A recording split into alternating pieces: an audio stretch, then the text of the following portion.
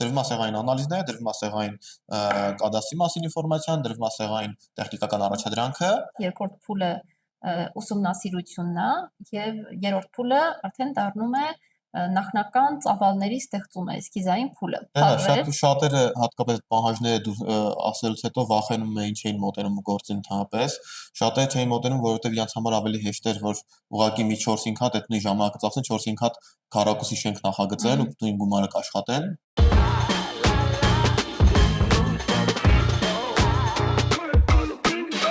Պատկերացնենք պատվիրատուն, մեզ զանգահարել է, չգիտեմ, մեզ գուցե խորհուրդ են տվել կամ սոցիալական կայքերով ա գտել, ինչ որ ճանապարհով դուրս է եկել մեր վրա, խոսել ենք, քննարկել ենք ամեն ինչը, որոշել ենք իրար հետ աշխատել եւ ստորագրել ենք պայմանագիրը։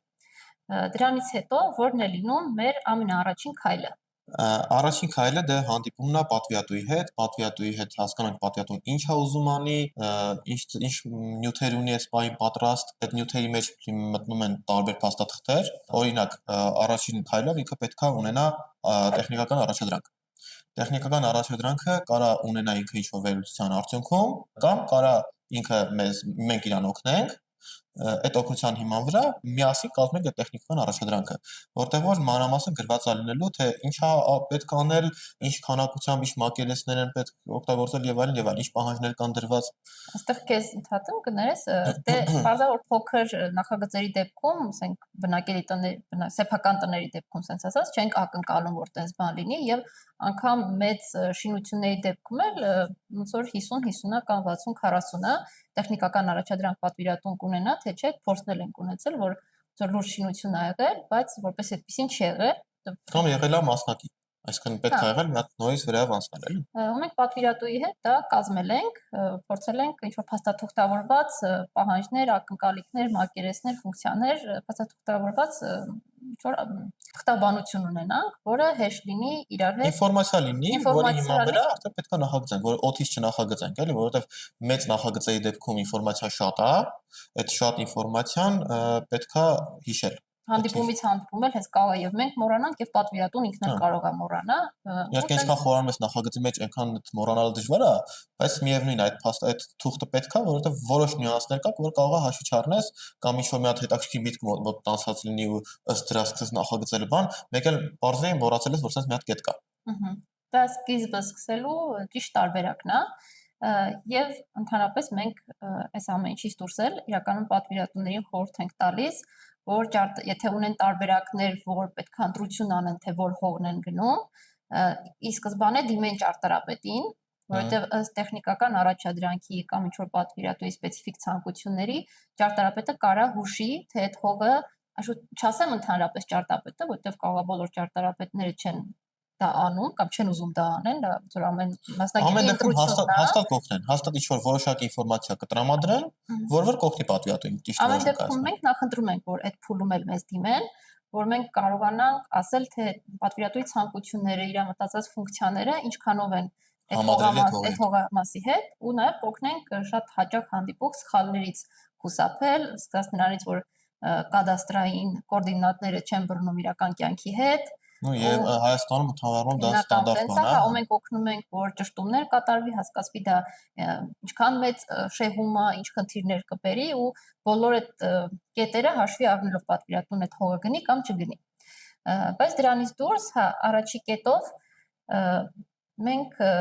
կամ տեխնիկական առաջադրանքն ենք ստանում պատվիրատուից կամ տեխնիկական առաջադրանք սկսում ենք կազմել։ Դա փուլ 1-ն է։ Փուլ 2-ը դա ուսումնասիրությունն է, ճարտարապետական ուսումնասիրությունն է։ Դրա մեջ մտնում են շատ կետեր։ Այդ կետերից մեկը, օրինակ, առաջին քայլը, որ անում ենք, եռաչափ սկանավորումն է տարածքի։ Այդ եռաչափ սկանավորման հիման վրա մենք ունենում ենք գեոդեզիա, տարածքի մասին ինֆորմացիա, հողի մասին իրական ինֆորմացիա այս պահի դրությամբ։ Կարող ենք նաև գեոդեզիստ ունենալ, գեոդեզիստի դիմել գեոդեզիան հանելու համար, բայց իրականում եռաչափ սկանավորումը ամբողջական ինֆորմացիան տրամադրում է։ Դրանից բացի ունենում ենք կադաստրային քարտեզ, որը այսպես թե այնպես դու պետք է փաստաթղթերի մեջ ներկայացնես քաղաքապետարան դիմելու համար կամ համայնքապետարան ու պետք է լինում չափագրություն։ Տարածքի չափագրություն, որ իմանանք այդ դիտես սկանի վրա, եռաչափ սկանի վրա կամ այդ գեոդեզիայի վրա սահմանները որտեղ են գտնվում։ Որտեղ դե երաչափ սկանավորումը ուղղակի այդ տարածքը սկանավորում է, բայց դա այդ սկանավորումը պետքա դու կցես ոնց որ քարտեզի, որտեղ է գտնվում իրական հա։ Այսինքն դու կարող ես համադրել կադաստրի քարտեզի հետ փորձել գտնել եւ այլն, բայց իրականությունն է, որ մեր կադաստրային քարտեզները հենց իրականության հետ չեն բռնում։ Հա, ամենաապահով տարբերակով են գնում էլ իրականում։ Այսինքն ի վերջո նախագծի համար կադաստրը պահանջել է չափագրություն, բայց դու էսկիզային փուլում էլ որ ունենում ես, արդեն ավելի հանդարտ է գնում ամեն ինչ։ Հաջորդ ուսումնասիրությունը արդեն տարածքի ամբողջական ուսումնասիրությունն է, նախնական ամբողջական ինֆորմացիան ուսումնասիրության մասին է խոսքը, ռելիեֆի մասին է խոսքը, օրինակ, ռելիեֆի կոմֆորտ զոնաներ, անհարմար զոնաներ, քայլելու համար կոմֆորտ զոնաներ, աստիճանների համար կոմֆորտ զոնաներ կամ թե քարտակների համար ու ընդհանրապես անհարմար գոտիներ մարդու քայլի համար, հետիոտնի համար կամ մեքենաների համար։ Դրանից ելնելով դու արդեն կարողս լուծումներ գտնես, ասենք հողը լցնես եւ այլն, ինչ տարբեր լուծումներ կարելի է իրականացնել կախված պահանջներից։ Ռելիեֆի ուսումնասիրությունից բացի արվում է քամիների ուսումնասիրություն, քամիները ոնց են այդ հատվածում անցնում, օրինակ հանգստի գոտ ենք նախագծում, հենց այս բանին էլ փուլերով ասում են,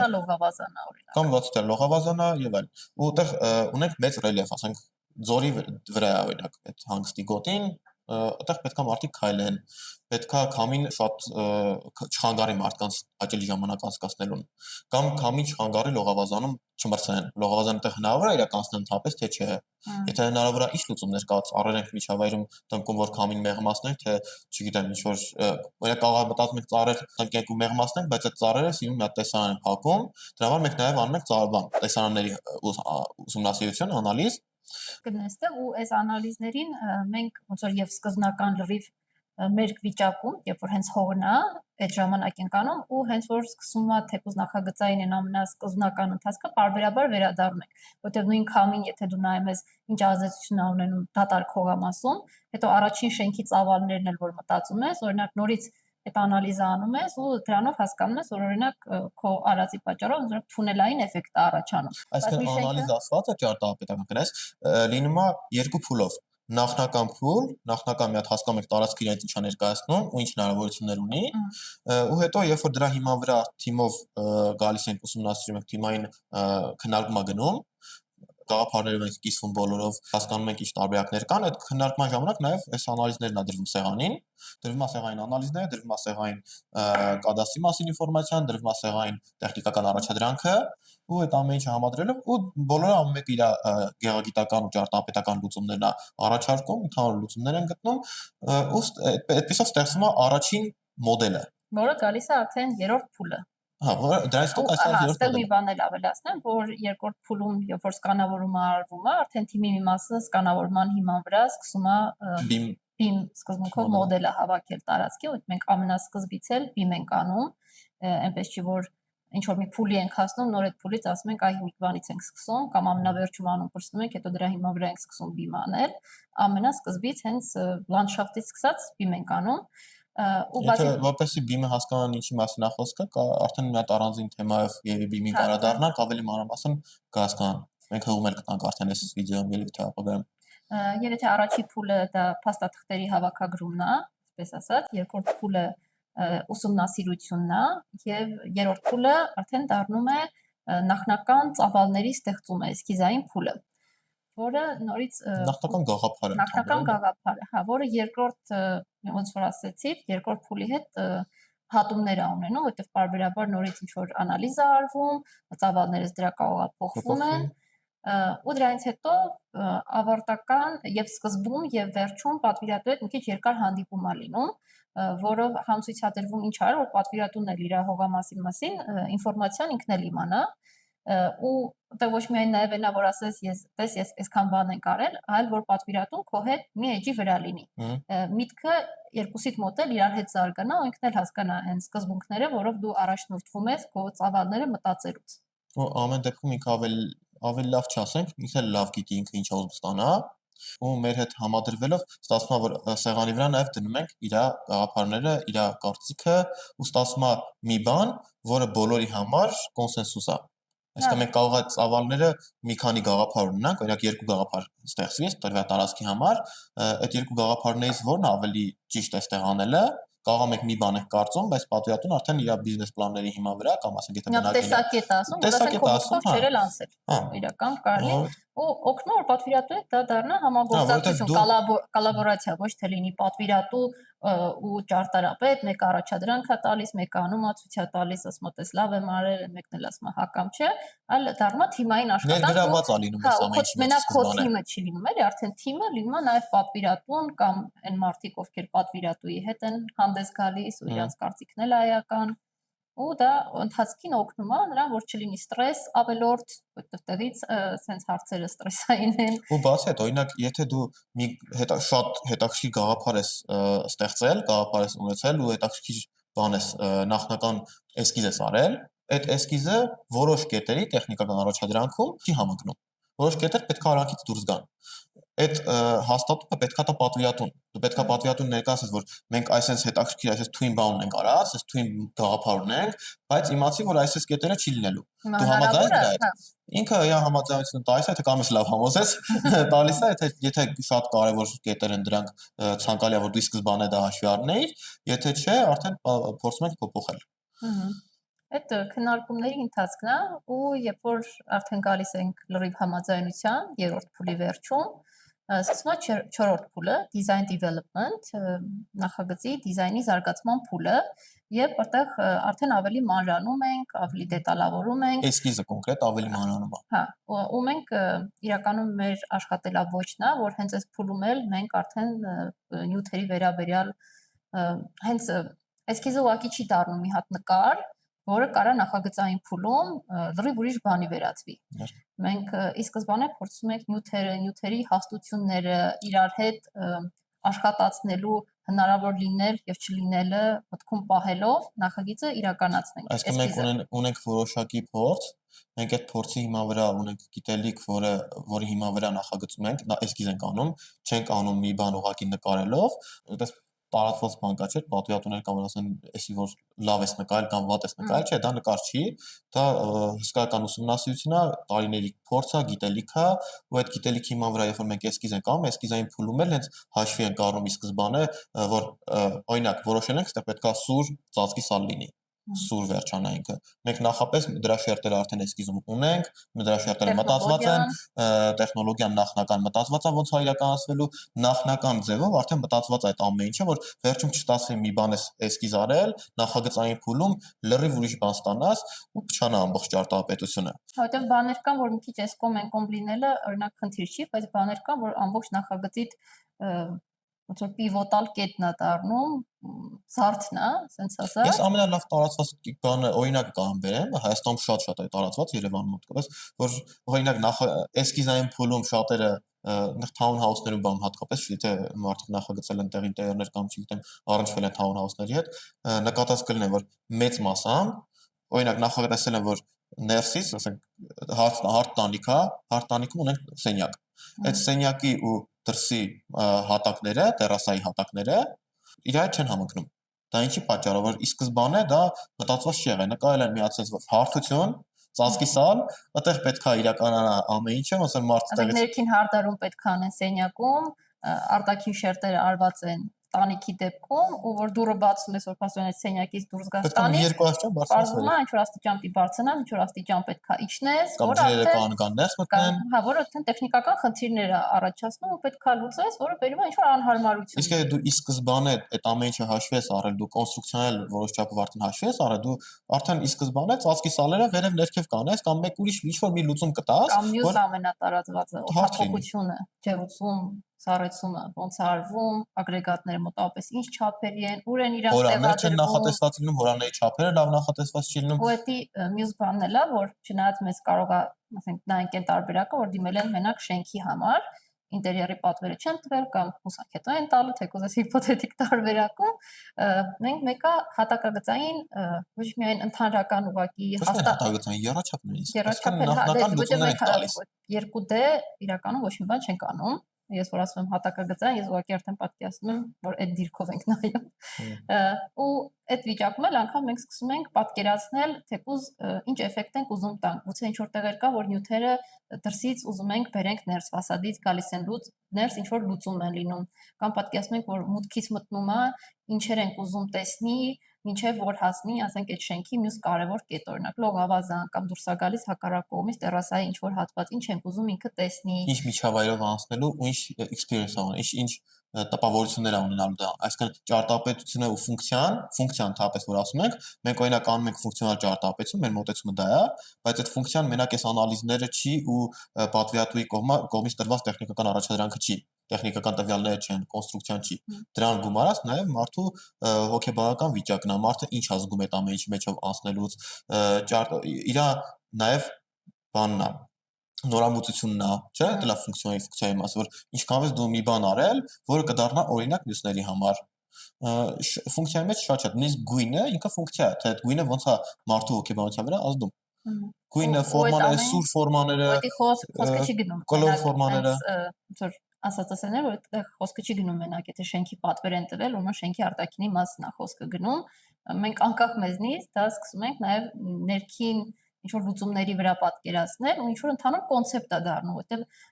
ոնց ասեմ, ոնց որ ձմերուկին չես կարա չէ՞ նայես որ միած sense առանձին կեղև, հետո այդ կեղևը 10 ինչ որ մեկին ասես դե մեջը լցրու։ Դու որ նայում ես ձմերուկին արդեն գիտես չէ՞ որ մեջը կարմիր է, մեջը կորիզներ կան, թելիկներ կան, որ ամենը գիտես։ Արտաքին կաղապար չես նայ որ միացած դատարկ տուփ նախագծես, հետո ասես դե ում էլ որ կտակ ինտերիերը նախագծի կամ հետո ինձ կտակ ես մի հատ նորից կմտածեմ, մեջը լրիվ դատարկ ուրիշ միջուկ կմտածեմ դրա համար։ Microsoft-ը շատ լավ օրինակ է, կամ շատ ձևերով ասենք որ հաշվի շատ բաներ են հաշվի առել, բայց այդ հաշվի առած բաներից մեկը այն է, որ ի սկզբանե օրինակ մտածել ենք, որ պետք է ներսից դուրս ջրվեժ լինի։ Ինտերիերում մտածել ենք, պատվիրատուներ այդպես ցանկություններ ուներ։ Մենք մտածել ենք, այսինքն արդեն ինտերիերը մտքներում ես գիտենք ոնց է գնալու կամուրջի վրա ներսից այդ ռեսեպշնի հատվածից, կամ օրինակ ի սկզբանե մտածել ենք, որ այդ ապակեպատ ճարտարապետության վրա պետքա լինի, մարդիկ պետքա այդ միջանցքով քայլեն, ու այդ մարդկանց քայլելուն զուգահեռ պետքա լույսը իր հետ շարժվի։ Այսինքն դու դա ինտերիերի էլեմենտ է այդ լույսը, բայց դու ի սկզբանե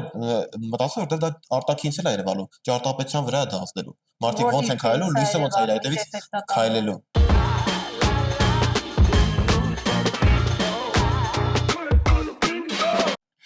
Ստեղ մի բան ավելացնեմ, որ կարող է մեզ նոր միացած մարդիկ չիմանան, IQSoft-ը դա կազմակերպությունն է, ում համար օֆիսային շինություն ենք մենք անում, որի մասին ինչ որ ժամանակ հետո մի հատ առանձին ոդքասթ կանենք, որտեղ երևի թե մեզ հետևում են մարդիկ ու մեր ով որ նայում է այս ոդքասթը, երևի թե նայում է մեր էջը նաև Facebook-յան, Instagram-յան եւ այլն, այնտեղ կտեսնի ինչ ենք անում, այդ որ ասենք ինտերիերը, շինարարությունը եւ այլն ամբողջը մենք ենք իրականացնում, շենքից բացի։ Եվ հետո այս էլ լավ առիթ է, որ մեզ բաժանորդագրվեք, որպեսզի հետագա ոդքասթերին հետևեք, որտեղ հենց այս շինության վերաբերյալ առանձին ոդքասթ ենք ունենալու ու հավատացնում ենք, որ հաստատ ինքը հետաքրքիր է լինելու եւ ճարտարապետներին եւ ոչ ճարտարապետներին։ Հետևեք մեզ սոցիալական կայքերում, որովհետև մենք հիմա էլ արդեն կիսվում ենք նյութերով, ուրա հասել, ինչ ենք անում, շինարարությունը որտեղ հասել, շինարարության մեջ ինչ խնդիրներ են առաջանում, ամբողջը կարող մեզ հետևել ու մեր հետ միասին ոնց որ հասնել վերջնակետին։ Լավ, սա փաստորեն 4-րդ փուլն էր, design development փուլն էր, որի վերջը համարվում է այն, երբ որ պատվիրատուի հետ ունենում ենք ամբողջական համաձայնություն շենքի, տեսքի, ֆունկցիոնալ, զոնավորում, գոտավորում եւ այդպես ամեն ինչի վերաբերյալ, որից հետո արդեն սկսվում է նախագծային փուլը, որի նպատակը լինում է շինթույլտվության համար փաթեթ ներկայացնելը, ու մենք ամեն դեպքում շատ մանրամասն ենք անում այդ նախագիծը, իհարկե մանրամասնության աստիճանը կախված է լինում ժամկետներից, հենց հիմնականում ժամկետներից, բայց չի լինում, որ շատ ինչ որ թռուցիկ նախագիծ անենք, այնքան որ հաստատվի սկզբունքով։ Չէ, հաստատելու ժամանակ ոնց որ էսքիզային փուլում ենք մենք մանրամասն նախապես հաշվի առնում շատ խնդիրներ, նույն ձև մենք նախագծային փուլում, նախագծային փաթեթում ունենում ենք շատ մանրամասն, շատ բան, որ ամեն ինչ հաշվի առնված լինում, միակ խնդիրը որ մեզ մնում է շինարարության գծագրեր սարքելու փուլի համար, մնում է բան ավելի մանրամասն գծագրեր սարքելը դա։ Իրական ավելի մանրամասն դետալների բաժանելը, օրինակ նյութի քանակությունը գրելը, նյութերի ծավալաթերթ գրելը, ներկայացնելը։ Այդտեղ հենց եթե մինչև այս պահը պատվիրատուն կարող է այդքան էլ չհասկանա բիմը ինչ է կամ ինչ օգուտ է բերում, կամ կարող է ինչ-որ process-ներ մի քիչ դանդաղացնի, կարող AutoCAD-ով շատ արագ լիներ անել ուղղակի վերջնակետ օրինակ ցույց տալու համար, բայց հենց այս փուլն է գալիս ու շինարարության ընթացքում հարցերին պատասխանելը, որ պատվիրատուին նոր սկսում է ամենալավ ձևով ցույց տալ, այս ձևով աշխատելու պատճառը որն է, դրա ամբողջ հմայքը որն է, ու ինչքան է դա խնայում ժամանակ, խնայում ֆինանս պատվիրատուի համար։ Այսինքն այն իմաստով է խնայում, որ դու նախապես գիտես ինչ ծախսես իրականացնելու։ Այսինքն sense կանես դու իրականացնելու ես այդ ծախսը։ Հարցը այն է, որ արդյոք դու մի բան չես ավել գնի, օրինակ ավել նյութ չես գնելու, ինչքանով դու կարող ես կանխատեսել քո բոլոր ծախսերը։ Այդ ամեն ոչ թե իրականացնես մի բան, հետո պարզից տեսես խնդիր կար, նախագծես մի բան, հետո պարզից տեսես մի հատ խնդիր կա, որ լրիվ ուրիշ ձև ես իրականացնելու ու դա բերի մի նյութ ես առել, հետո այդ նյութը անիմաստ մնում աստեղ, ուրիշ նյութ ես բերում, որ դա փոխես նոր նյութով։ Հետո մի բան էլ կա, դու մանուալ չես անում այդ ամեն ինչը ծրագրային, այսինքն ճշգրտության տոկոսը որ ձեռքով հաշվարկի համեմատ անհամեմատելի է։ Ու նաև թե որ բան, եթե դու կողքից կամ կազմակերպությունը մասնագետ է տալիս, ով նյութածախս է հաշվում, դա ոնց որ մի անգամվա ծառայություն է, ու հետո որ ուզում ես ամեն մի մանրուքի համար նորից պետքա դիմես այդ ծառայության, նորից դիմես այս ծառայության։ Իսկ այս դեպքում այդ ծառայությունը մատուցողը դառնում ենք մենք, կնես, ու ամեն վարքյան մենք կարող ենք նյութածախս ասենք, օրինակ նյութածախսը ասենք բաժիններով։ Օրինակ X նյութածախսը այս հարկում այս հատվածի վրա շատ սպეციფიկ հարցերի են կարող պատասխանենք, դա չի լինում մենակ ամբողջ շենքի համար։ Լավ օրինակ կարող լինի, որ մենք հասարակ բան բետոնային աշխատանքներ են արվում, շինարարը բետոնն է իրականացնում։ Հենց հիմքերից սկսած։ Մենք ի սկզբանե արդեն կարողանում ենք ասել, օրինակ, այստեղ այսքան ծավալ է բետոն լցվելու, կամ ասենք այս հարկում այսքան ծավալ է լցվելու, եթե ծավալը ավելի շատ է լինում կամ ավելի քիչ է լինում լցվելուց հետո, մենք կարող ենք նախապես արդեն հասկանում ինչ-որ մի խնդիր կա ուրա։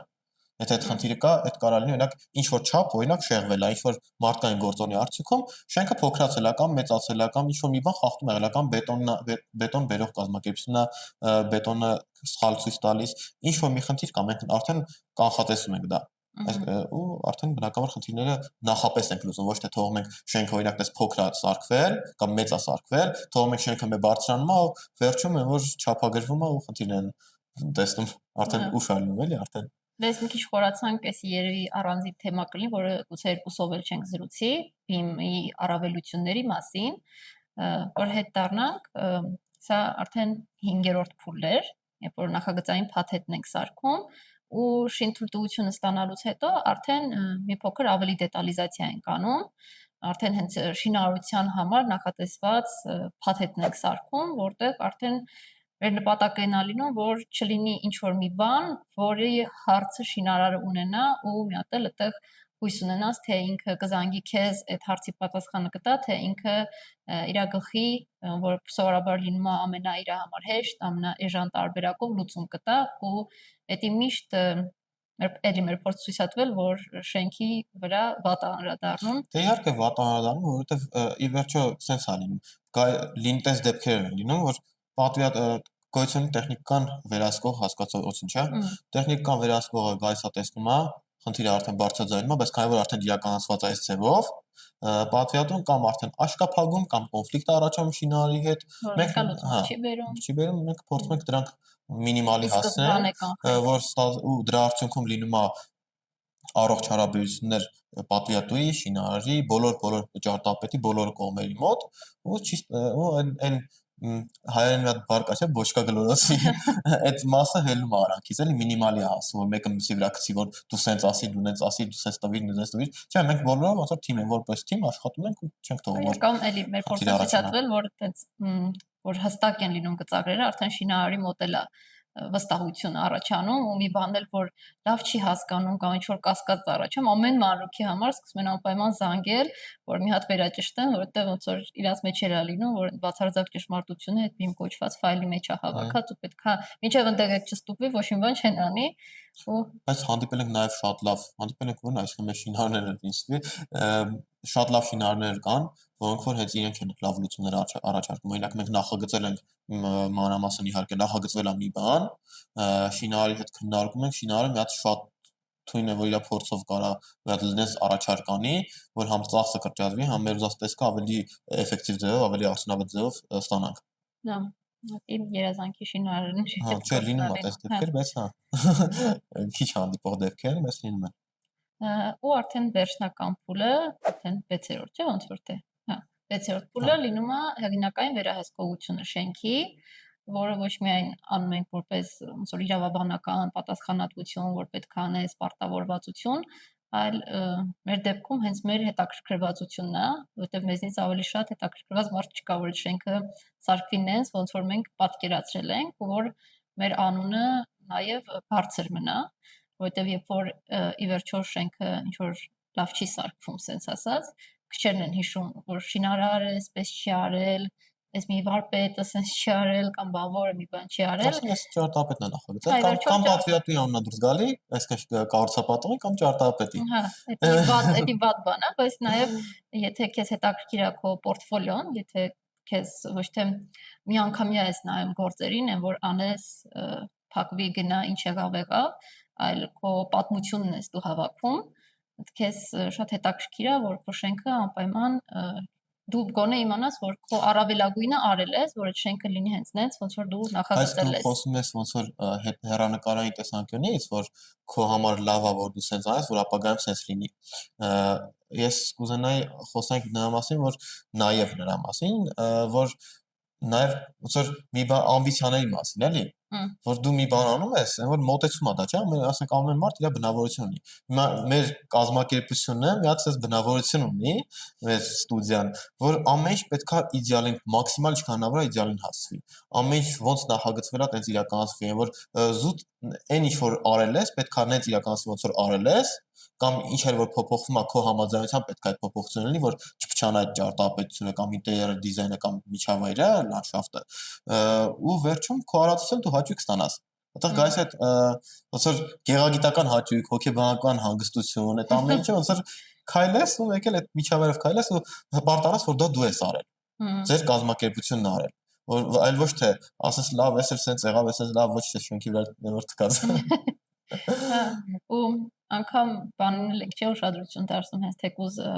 արդեն գծագիրը որ լինում է, գծագրի մակրության գեղագիտական տեսք է, այսինքն գրաֆիկան, ինչքանով է ինքը հաճելի ընկալվում, ինչքանով է հեշտ ընթերնելի, հենց թեկուզ որ գծագրին նայես, թեկուզ պատվիրատուն որ կարող է այդ բարդ գծագրից ոչ մի բան չի հասկանում, ոչ իրան հետաքրքիր է, ոչ էլ պետք է որ հասկանա, իր մասնագիտությունը չի, բայց ասենք նայի ու հենց այդ լավ գրաֆիկան էլ իրականում օգնում է չհասկացող աչքին հասկանալ, որ պրոֆեսիոնալ բան է ինքը նայում, թե չէ։ Գեղեցկությունը բերում է նրան, որ մարդ միանգամից իրական գեղեցկությունը շատ հարաբերական է, հա, ինքը, բայց համ ինքը սկսում է լուրջ վերաբերվել նայողը, համ իր համար ավելի հասկանալի է լինում, որտեղ այդ գեղեցկությունը նաև գայացավ որոշ ֆունկցիոնալ խնդիրներ լուծելու արդյունքում, այսինքն գծագիրն էս գծում, որ մաքսիմալ ընթերնելի լինի։ Ու ընթերնելի լինելը արդեն գույներով, գծերի հաստություններով, հեռավորություններ, տինտով հաճախ լինում է, չէ՞, որ մեր թիմակիցներն էլ բողոքում են, հատկապես քեզնից, որ ասենք միջանկյալ ինչ որ մի հատ գծագիր է պետք տալ, գուցե երրորդական, չորրորդական ինչ որ բանի լանդշաֆտում ինչ որ ճարտարապետական էլեմենտի, որ ասենք այսօր պետքա տրվի, վաղը սարքում են, ինչ որ մի բան, ասենք պատվիրատուն ուղղակի կեսից ուզել է, անում ենք ու որ կարելի ասած ինչ որ սովորական ձևի անել, ընդհանրապես մի հատ վարպետ պետք է այդ գծագիրը նայի, հաջորդ օր սարքի, բայց դու դու տեղել ես խորանում, որ գրաֆիկական սիրուն լինի, այս ինֆորմացիան լինի։ Այսինքն մի ինֆորմացիան կարա լինի ամբողջ ինֆորմացիան մի գծագրի մեջ, օրինակ, բայց այդ ինֆորմացիան այդ մի գծագրի մեջ մեկ գեղեցիկ չի, սկսենք դրանից, ու երկու ինքը բան է, խառնում է իրար մարդուն։ Այսինքն դու չես կարող հասկանալ որն է կարևոր, որը կարևոր չի։ Դու գրաֆիկով պետք է հասկանաս, սա օրինակ չափադրում է դրված, մի հատ կարմիր, մի հատ օրինակ, ինչ որ մի հատ նեյտրալ գույնի, ոչ այդքան շատ է ընկալելի։ Դու պետք է գրաֆիկով հասկացես, որ շինարար ջան, սա կարևոր չափն է, դու հիմքը վեր սա, բայց այս չափը որպես ստուգող չափ ունեցի։ Օրինակ, այսինքն այս գրաֆիկով դու նման խաղեր կասես ու մի գծագիրը դրա արդյունքում մի քանի գծագրի է բաժանվում, մի հատակագիծը, մի կատարվածքը եւ այլն։ Բայց դրա արդյունքում դու ամբողջական ինֆորմացիա ես ունենում ու հեշտ ընկալելի։ այլ ոչ թե սաղ իրար վրա, ու որ մարդ վերցնում է, ասում է, «Օր այս ինչքան խառը գծա, այս ինչքան ինֆորմացիա կա»։ Զվախեն մա գծագրից ու ասում է, «Սկսում է սարքել ես, ոսա իրան հարմար է»։ Բանակ գծել են էլի, իրանք էլ նայել են, չեն էլ մտածել, լսել ենք չէ ճարտարապետի մասին, իրանք էլ նայել են, չեն էլ խորացել են դին մա կարդալ թե չէ, ոնց ոչ էլ կարևոր է ես կկարդամ թե չէ։ Չէ, կարևոր մոտեցում է դա ինձ թվում է, շատ Հետո կարևոր է, որ ձեռագրի մանրամասն լինի, ինչ որ արվում է, մանրամասն արվի, շատ ամեն ինչ հաշվի առված լինի, գրաֆիկան գեղեցիկ լինի, ընթերնելի լինի, որ քթիմազություն պետք է լինի, այսպես ասած։ Դե դա հենց ձեռագիր է, չէ՞ դառնում, բնույթ, ձեռագիր, տարբեր բառեր կարաս ասես, որ ձեռագիրը ոչ միայն որ ինքը մի շենք սենց անում, այս արվեստանոցում սենց, այլ որ այս արվեստանոցից վատ որակի գծագիր դուրս չի գալիս, կապված մասշտաբից, ու դա էլի ամբիցիայի հարց է, որ դու ուզում ես որ քո արվեստանոցի հետ այդ որակը ասացնի։ Հա։ Պետքա դու ասացվես որակի հետ, այլ ոչ թե անգամ շինթույլտվության որ կլինի, որ իտակ սայզատ վիճակը չլինի, էլի որ անգամ որ շինթույլտվության է դիմում, շատ հաճախ ճանաչում է, չէ, արդեն հենց առաջին edge-ից գրաֆիկական մենք այդտեղ չէ, ամեն նախագիծ իր գրաֆիկական առաջին edge-ն է ունենում, տիտղոսաթերթն է ունենում։ Մեր ոճով արած։ Հա, ու արդեն այդ տիտղոսաթերթից կամ մի հատ ցանկացած edge բացելուց արդեն ինչ որ սպეციფიկ գրաֆիկական առանձնահատկություններ ես տեսնելուց միշտ հասկանում եմ, որ հայ այս նախագիծը այս արվեստանոցից է դուրս եկել ու այդ արդեն վերաբերմունք էլ է տալիս, որ արդեն ակնկալում եմ, որ լավ բան է լինելու ու անգամ մեր դեպքում եղել է որ հետաքրքրությամբ են նայում ոչ թե հենց զննելու համար որ սխալ գտնենք, այլ տեսնենք այս անգամ ինչ են մոգոնել ու էդ էլ մոռացանք խոսել։ Մեկը ասում են, էլի դուք ես բարդ բաներ եք արել ու հատկապես շինարարները, չէ՞, ինձ ես բարդ բաներ եք մտածել, չէ՞ կա այդ պարսես պատ գծեք պրոզդիկը։ Ու էդ էլ մի բան էր մեր մասին, որ մոռացանք ասել, բայց ինձ թվում է կարևոր է, որ ասենք որ էսքիզային փուլում կամ design development փուլում, որ նախագծելուց, էսքիզ անելուց մենք հաշվի ենք առնում, չէ, իրական նյութերը, ինչպես իրար հետ կաշխատեն, հատումները,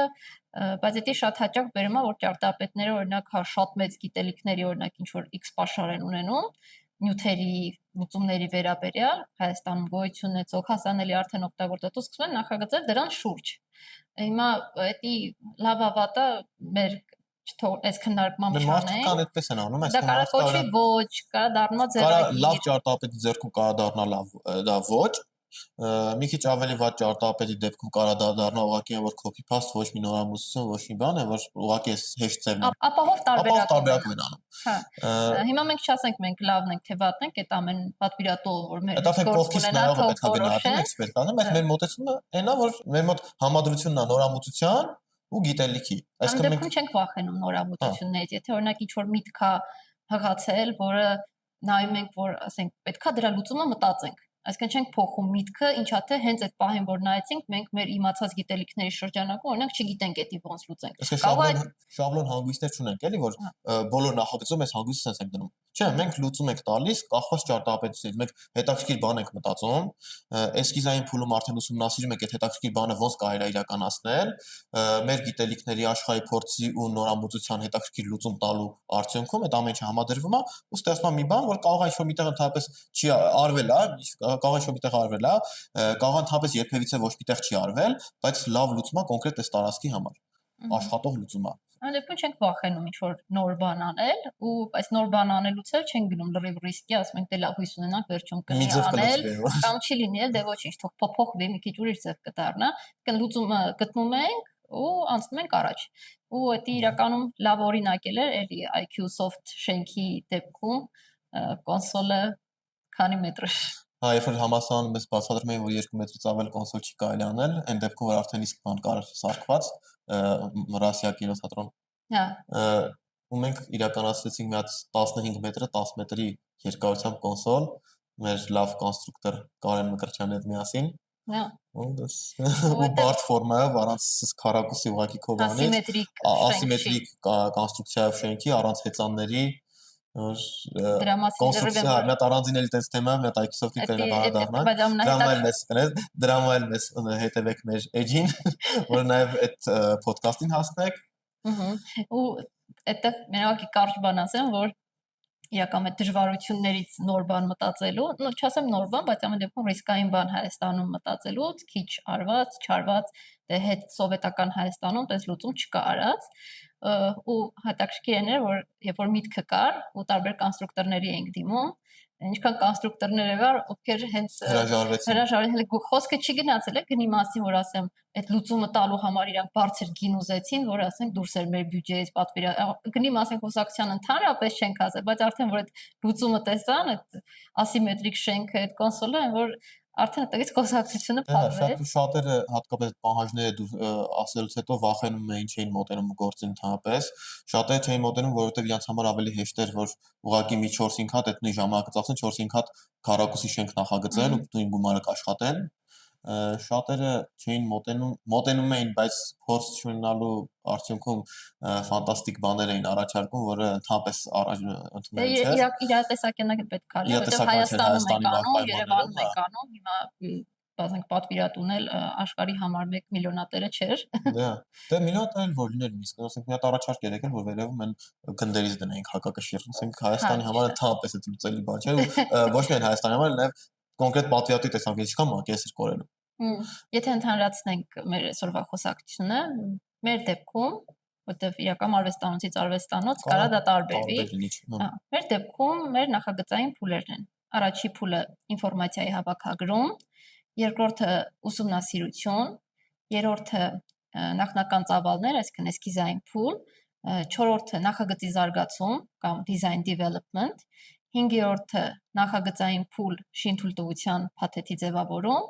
վեցերորդը էլի նախագծային փուլի երկրորդ մաս արդեն շինարարական փաթեթի ձևավորման համար եւ 7-րդ փուլը շինարարության հեղինակային վերահսկողություն։ Դա սովորական, ասենք, պատվիրատուներին հետաքրքիր կլինի այս ինֆորմացիան, որ մի քիչ կպատկերացնեն, էլի եմ ասում, արվեստանոց կարա տարբերվի, բայց մոտավորապես ինչ փուլեր է իրանց սպասվում։ Չնայած ասեմ, որ այդ ուսումնասիրության այդքան խորը ուսումնասիրություն քիչ գլուխ կարելի է մի քիչ գլուխ գովանք, ոչինչ։ Քիչ կազմակերպություններ կան, որոնք որ այդքան մանրամասն ուսումնասիրություն են անում, մանրամասն, որի հիման վրա նոր նախագիծ արվում։ Սովորաբար, բայց դա էլի մոտեցում է, բնականաբար, արվում է մի բան, որ իրանց պատկերացումների շրջանակում կաշխատի անալիտիկ մասով, այսինքն այդ անալիզ չի արվում, կազմակերպություններ կան, որոնք որ ենթադրում են ինչ-որ բաներ, ենթադրությունների հիման վրա նախագծում են, որը մեկ-մեկ աշխատում է, մեկ-մեկ ոչ այդքան, բայց ի վերջո կարա լավ բան ստացվի դրանից էլ։ Հիմա մենք անում ենք այս մոտեցումներով, փորձում ենք որ իդեալի հասնենք։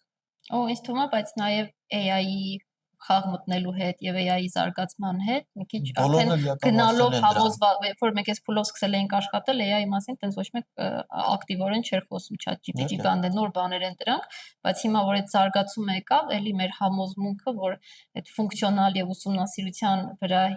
հիմնված ճարտարապետությունը իրականում կամ դառնա միակ ուղղությունը։ Իհարկե, ու դրանով է ստանում հենց կայուն ճարտարապետություն, sustainable architecture որ ասում են, այդ ոնց որ ուղղակի նկարչություն չի, էլի։ Ինտուիցիայով չես կարող հասնել։ Ինտուիցիայով չես կարող դու sustainability ստանալ։ Ամեն դեպքում այդ ուսումնասիրությունները դրան հասնելու միակ վիճակն է, վիճակ չկա իրականում։ Լավ, այսօր այսքան հարգելի դիտորդներ, կհանդիպենք հաջորդ ալտերնատիվ ոդքասթի ժամանակ։ Չմոռանաք բաժանորդագրվել։